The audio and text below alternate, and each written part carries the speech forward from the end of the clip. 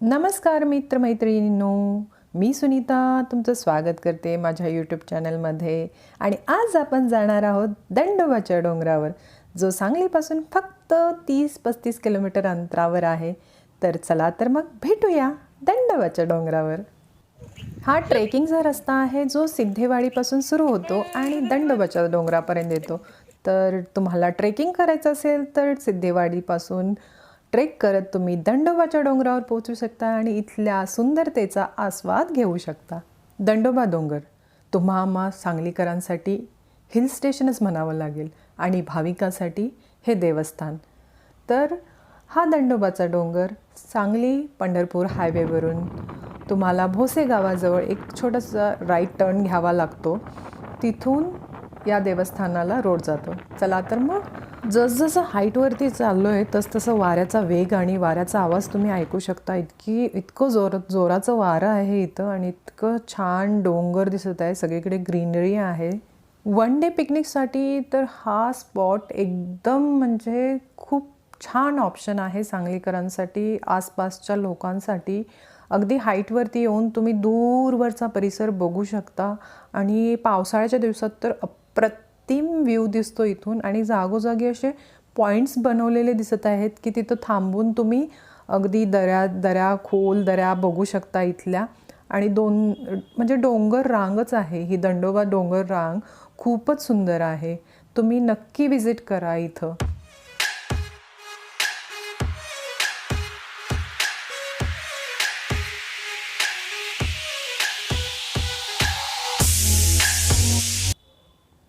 आणि आपण येऊन पोचलो आहे दंडोबा देवस्थानाजवळ. हे एक केव टेम्पल आहे, त्यामुळं खूपच सुंदर असं वेगळं असं मंदिर आपल्याला बघायला मिळणार आहे.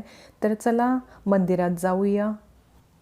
हे मंदिर महादेवाचं मंदिर आहे आणि महादेवाला इथे दंडनाथ म्हटलं जातं. इथे महादेवाच्या मंदिरामध्ये एक दंड आणला आहे जो गिरनार पर्वतावरून गुजरातवरून आणलेला आहे, म्हणून त्यामुळे पण दंडनाथ म्हणत असावे महादेवाला इथं. आणि पहिल्यांदा आपल्या मंदिरात जाण्या अगोदर पहिल्यांदा आपल्या आराध्याचे दर्शन घेऊया. म्हणजे शिव छत्रपती रायांचा इथं फोटो आहे, खूप छान फोटो आहे. आणि आता आपण आतमध्ये एंटर करत आहे गुहेमध्ये आणि इतकं थंड वाटत आहे इथं. म्हणजे बाहेर गरमी असली तरी इथं खूप गारवा जाणवत आहे. आणि इथं दगडात कोरलेली ही मूर्ती मला पहिल्यांदा विठ्ठल रुक्माईची वाटली, पण ती नाही आहे. आणि हे आपले आहेत कालभैरव. इथं अखंड धुनी असते. आणि मंदिरात आतमध्ये गेल्यानंतर इथं नंदी महाराज विराजमान आहेत. एक छोटंसं शिवलिंग आहे साईडला, केदारनाथ सांगितलं त्यांनी. महिषासुरमर्दिनीची मूर्ती आहे आणि मोठं शिवलिंग आहे महादेवाचं. आणि पुजाऱ्यांनी सांगितलं की हे जवळजवळ 2000 वर्षापूर्वीचं शिवलिंग आहे, नक्की माहिती नाही. आणि इथं साधू संत राहत होते या गुहेमध्ये. खरंच गुहा खूप छान आहे आणि त्याच्यामध्ये हे महादेवाचं मंदिर अगदी म्हणजे डोळे तृप्त झाल्यासारखं वाटत आहे.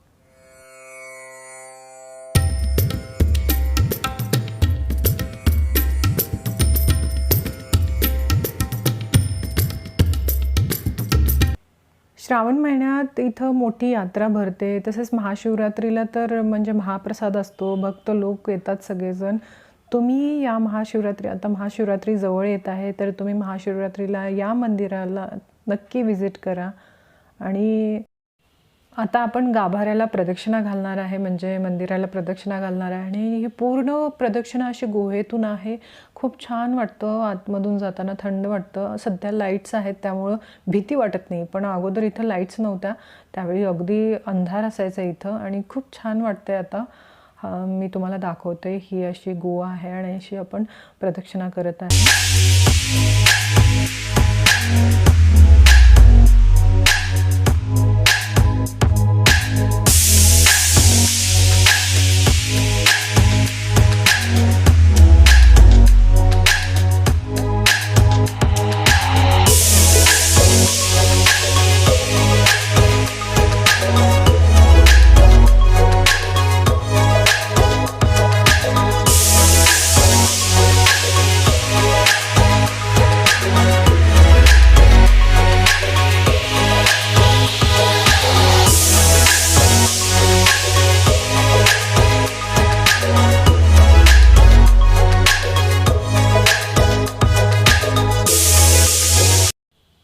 मंदिरातून बाहेर पडल्यानंतर बाहेरसुद्धा खूप सारी छोटी छोटी मंदिरं आहेत आणि हे आहे विठ्ठल रुक्माईचं मंदिर. त्याच्यामध्ये श्रावणात सप्ताह असतो आणि म्हणजे भक्त लोक येतात इथं सप्ताहाला त्या.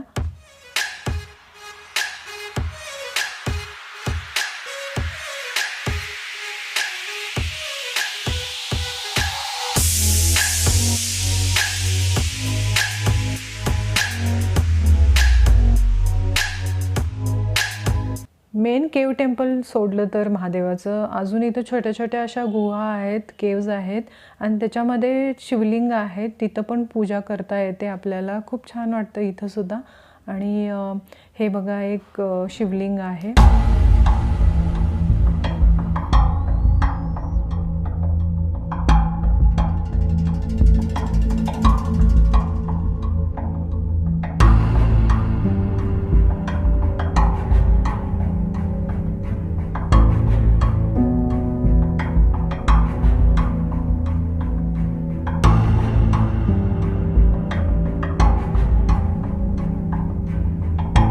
आणि हा एक जंगलाचाच भाग आहे, त्यामुळं तुम्हाला खूप सारे सुंदर सुंदर पक्ष्यांचा आवाज किलबिलाट ऐकायला मिळेल. कधीतरी कुठले तरी प्राणीसुद्धा बघायला मिळतील तुम्ही जर लकी असाल तर. आणि आता आपण वरती चाललो आहे, तर वरती जाताना ह्या पायऱ्या आहेत, चांगल्या आहेत, म्हणजे आरामात आपण जाऊ शकतो. खूप साऱ्या पायऱ्या नाही आहेत.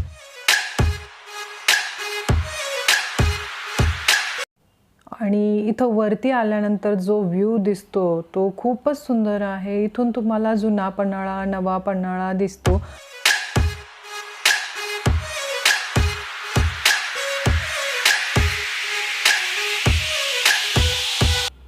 आणि इथून थोडं पुढं आल्यानंतर तुम्हाला थोड्याशा अंतरावरती शिखर म्हणा, दगडी स्तंभ म्हणा, मनोरा म्हणा, असं एक स्ट्रक्चर आहे इथं.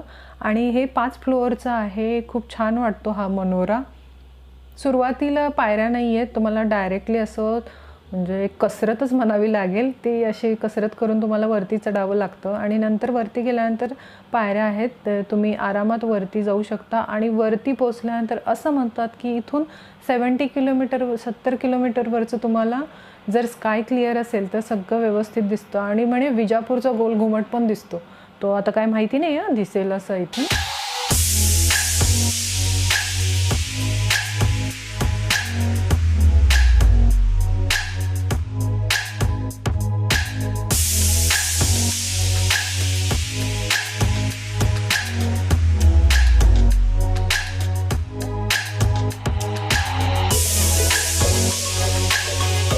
इथं काहीतरी लिहिल्यासारखं दिसते.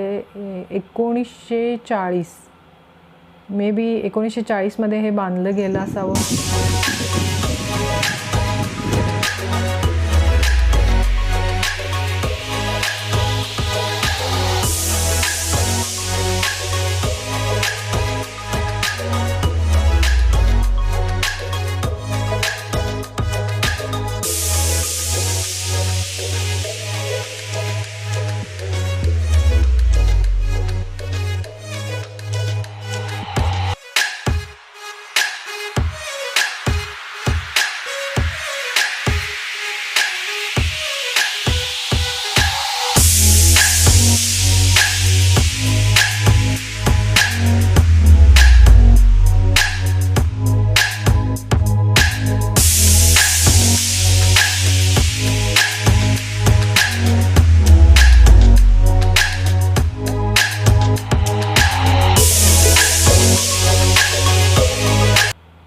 वाव, खूपच छान. म्हणजे असं जंगलातून बाहेर पडल्यानंतर आणि अशी मस्त व्हॅली दिसते. खूप छान वाटतं इथं.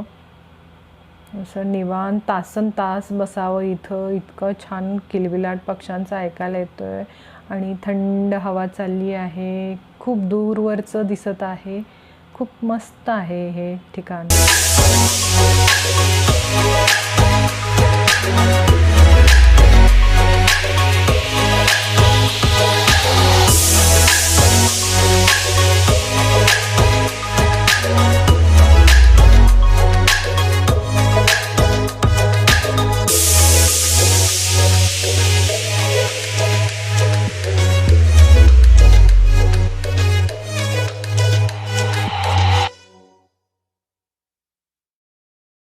इथं जागोजागी बसायला शेड्स आहेत, बसायला आहे, वरती शेड आहेत त्याला, त्यामुळं उन्हाळ्याच्या दिवसात पण कशाचा त्रास होणार नाही. तुम्ही इथं तासनतास बसून सनराईज बघू शकता, सनसेट बघू शकता, पक्ष्यांचा किलबिलाटाचा आवाज ऐकू शकता आणि आपली लाईफ स्ट्रेस फ्री करू शकता.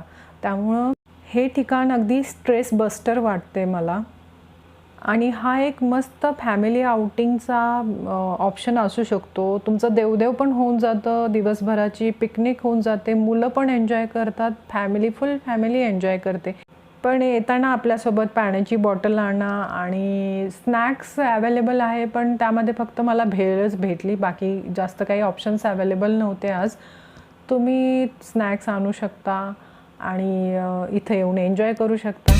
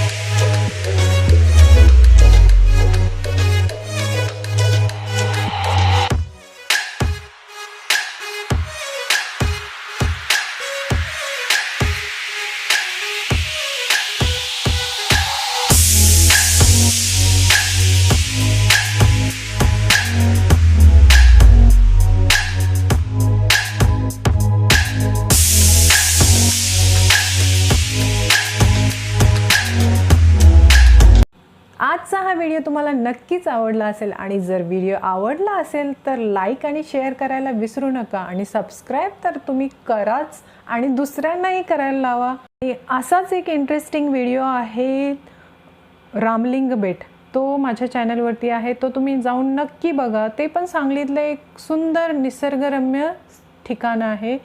तो व्हिडिओ पण नक्की पहा आणि चॅनलला सबस्क्राईब करायला विसरू नका. भेटूया पुढच्या वेळी. धन्यवाद.